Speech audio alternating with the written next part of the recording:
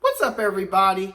So the Supreme Court just ruled today, unanimously, that's 9-0, y'all, that they're going to side with the college players. So under the current rules, the schools have capped the amount of money an athlete can receive as just tuition, room and board, and books.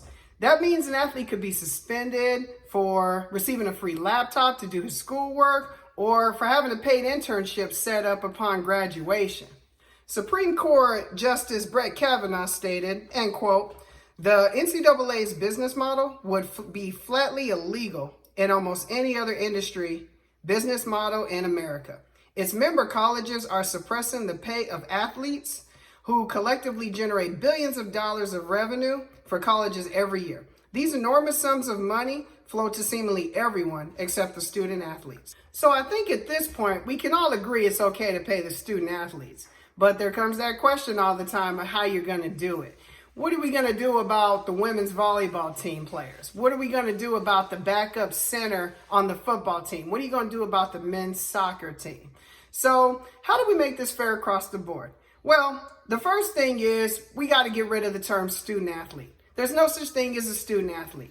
These individuals are paid employees by the university, just like the teachers and the professors, just like the people who work the grounds, keeping the lights on at the university, just like the people working in the cafeteria and the bookstore. These are paid workers of the university. These individuals, just like everybody else at the university, you can go to school and get your education and work. A lot of us have done both at the same time. So you could represent your school, but then get compensated for any work that you provide the school, especially when your work is bringing the university billions of dollars. So I'm glad we cleared that up. So now we're going to have a new system. Some things in the system are going to stay the same. Some things are going to change. Let's go ahead and jump right into the plan.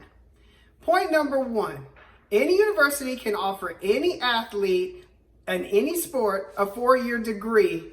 Point number two, the university must publicly disclose how much income the athletic department brought in the previous year.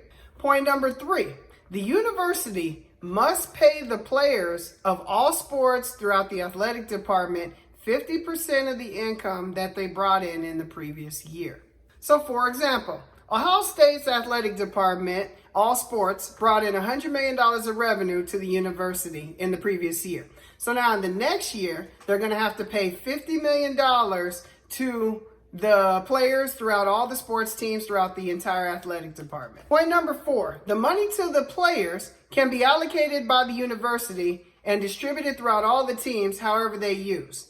So what does this mean? This means if Ohio State wants to target a 5-star quarterback out of California to entice them to come work for Ohio State and play for the Ohio State Buckeyes, on top of giving them a 4-year education, they can offer them $2 million in salary. The $2 million given to that player will be paid out over 4 years. So that would be $500,000 a season they would receive while they're getting their 4-year degree. Point number five, redshirts no longer exist in this system. Honestly, though, y'all, you know it was giving the big schools a major advantage because they could just redshirt a guy and stash him away. But that'll be for another video another day. So in this system, you get 4 years to play college athletics and then that's it. So now, what does this mean for everybody else in the system, you might ask? Well, if a university wants to give $2 million to their quarterback coming in that year, then that means they have less money to give, say, the backup center on the football team, or that small forward on the basketball team, or that midfielder on the soccer team. And then remember, in this system, everybody's not going to get paid, and you really don't have to allocate funds to a position that you don't deem as important.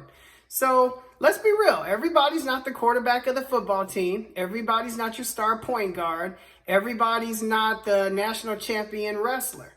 It's going to depend on the university and how they want to allocate those funds. So now let's talk about those schools not making a lot of money. Say, for example, you're San Jose State and you made no money last year. You can actually say you took a loss. Well, you can still give a 4-year scholarship. You could still offer a player to come to your school and pay for their education, their tuition, room and board to come pay for your school. You just can't offer anything on top of it like, say, some of the other universities are going to do. Eventually, every athlete is going to find a home depending on their skill level when they're coming out of high school. In this system, walk-ons are still going to be perfectly okay. All rosters will be filled accordingly. Point number 6. College scholarships are going to be guaranteed to the player. Once the university gives the college scholarship to the player, those scholarships can't be voided for any reason. Lack of poor play or injury, they're still going to have to honor that degree. Now, I know what many of you are probably saying at this point. What about the poor universities? Now, I laugh at that, but honestly, you got to have a fair system, right? So let's move on to point number 7. Once money is accepted on top of the 4-year degree, i.e. the quarterback of Ohio State accepted to $2 million, he's going to sign a contract that he's going to play for that school throughout his 4 years. He will then not be able to transfer for any reason. So if you sign with school and they sign another quarterback and you get beat out by that quarterback, then you're just going to have to ride the bench. You'll never be able to transfer for any reason because the school is going to have you under contract for 4 years and your eligibility will be with that school. Now, if you're a player who didn't accept any money and you're just on a 4-year degree, you can transfer at any time without penalty. So if you can find a better deal, you can get up out of there. Just like the head coach who's going to find a better deal. Maybe he wants to go from college to the pros. You're going to be able to transfer if you don't have a contract to any university. And I know you guys are with me on that. In the real world, if you are with a job that's just okay and a better job opportunity comes across, you're definitely going to bounce to that new job. So if I'm a wide receiver and I joined Ohio State, I was a walk-on and I don't have any contracted money above my scholarship, and then Penn State comes and they say, hey, we want to offer you a payday next year, then I'm able to go take that money from Penn State and transfer it without penalty.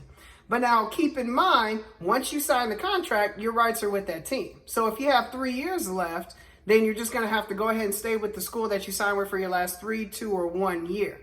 I think by now you guys are seeing where this plan is going to take us and this new system is going to take us.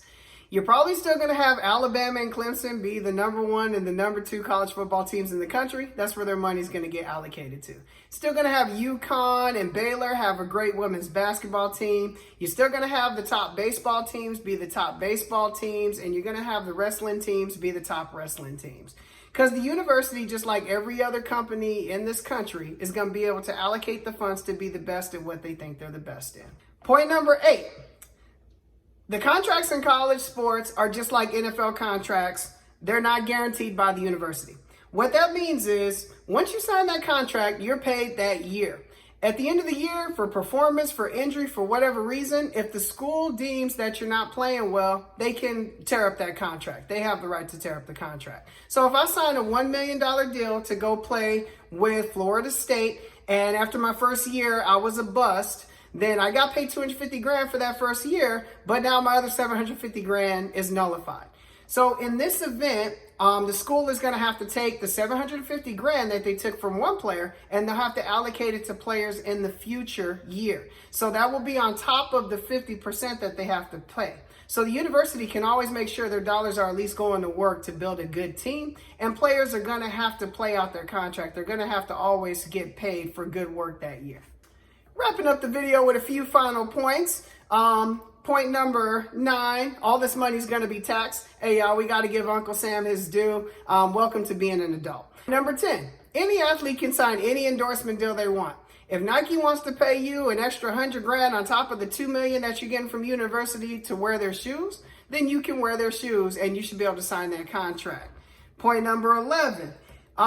Your likeness is yours. If you want to sell autographs, if you want to sell your jersey, whatever you want to do, you can make as much money off of that as you can. Well, there you have it. So I got rid of student athletes and NCAA. I saved your bacon. You're welcome. Actually, though, I saved y'all a couple of years ago. You were being a little hard-headed and not wanting to move until the Supreme Court did what they did. You can see my previous video on that, but I digress.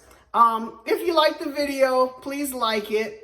Please subscribe to the channel. Once again, I really appreciate it. Thank you guys for your time today. Please comment. Remember, all plans get better the more people who are involved in the plan. And that's how we always move forward, y'all. Remember, moving us forward is just a lot of people moving together to want to do the right thing. So until next time, fading out.